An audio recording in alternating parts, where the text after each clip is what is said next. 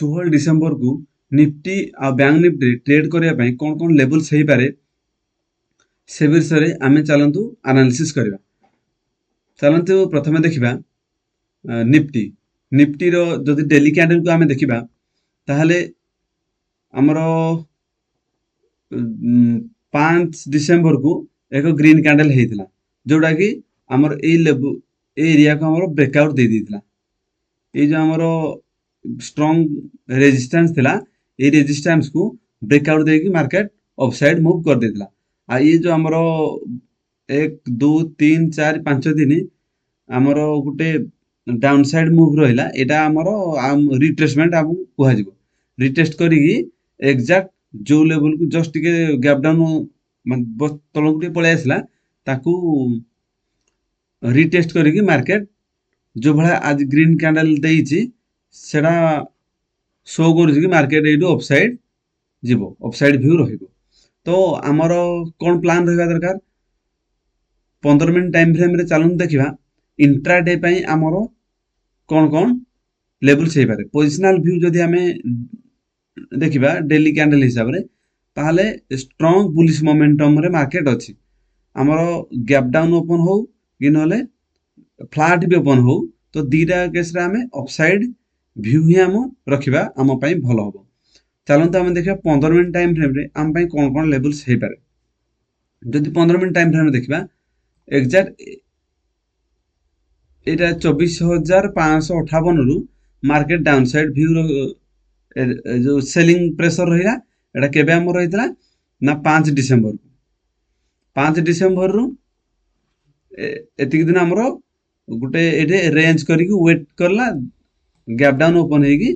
Direct down move रहा किंतु selling रे इंटरेस्टेड रहिलानी मार्केट अपसाइड पुणी पळै आसला। जो भाया स्ट्रॉन्ग मोमेंटम एरिया सारा बाइंग होइछि पूरा क्लियर जना पड़ुछि मार्केट मार्केट बुलिश मोमेंटम रे रही। तो आम 15 मिनट टाइम फ्रेम रे इंट्राडे पे आमर कौन हो पारे ना एटा आमर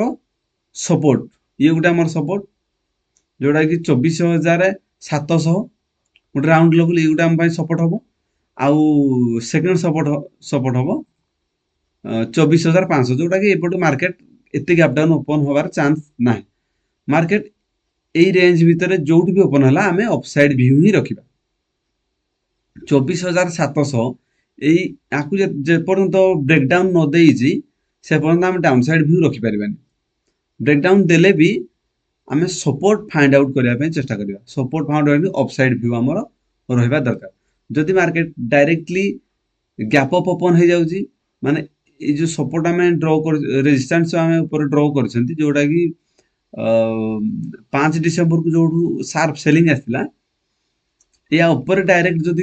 गैप अप ओपन होगी गोटे 15 मिनट कैंडल ग्रीन कैंडल सब्सटेंट करूची ताहले आमे अपसाइड व्यू रखिबा नहीं तो फ्लैट ओपन होची नहीं तो जदि भी जस्ट टिके गैप डाउन ओपन होची तो दीटा केस रे हमर व्यू अपसाइड ही रहिबो। चलंतु आमे देखिबा बैंक निफ्टी रो डेली कैंडल को जदि आमे देखिबा ताहले कोन सेटा भी सेम केस आमर 5 December to selling small downside view रही किंतु 13 डिसेम्बर रे जो भाया ग्रीन कैंडल है तलपटू ग्रीन हामर कैंडल जो भाया ये शो कर दउछि कि ना ये strong bullish momentum. Positional view रे देखले ये स्ट्रॉन्ग बुलिश मोमेंटम ये ग्रीन कैंडल रो लो हो स्टॉप लॉस आ ये हाई हो ये हमरो स्टॉप लॉस। तो दीटा केस रे जदि डाउनसाइड व्यू तो चांस ना जदि भी किसी डाउनसाइड व्यू रोचे ताहले ताकू इग्नोर करबा हम पई बेटर होबो। चलंतु आमे देखिबा 15 मिनट टाइम फ्रेम रे हम पई कोन लेवल्स हे पारे। जदि 15 मिनट टाइम फ्रेम रे देखिबा एठू हमर डबल बॉटम हेगी मार्केट धीरे धीरे डाउनसाइड व्यू एक ए जो ट्रेन लाइन रे डाउनसाइड व्यू कर तळको आसिला कोठू ना 5 डिसेम्बर रु धीरे धीरे डाउनसाइड ये जो ट्रेन लाइन ड्र होइछि ये ट्रेन लाइन अनुसार धीरे धीरे डाउनसाइड को आसिला। मार्केट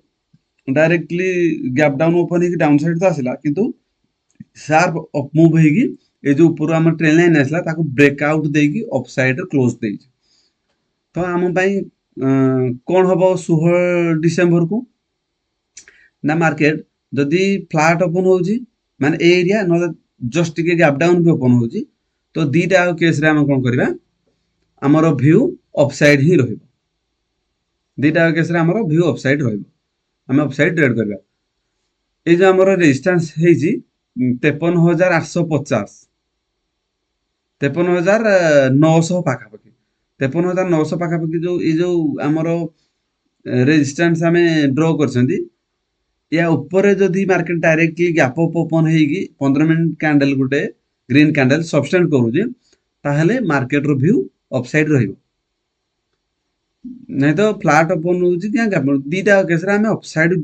व्यू ही रखिबा तो हम पई सेफ रहइबो या बैंक निफ्टी ट्रेडिंग्स लेवल्स पाए पई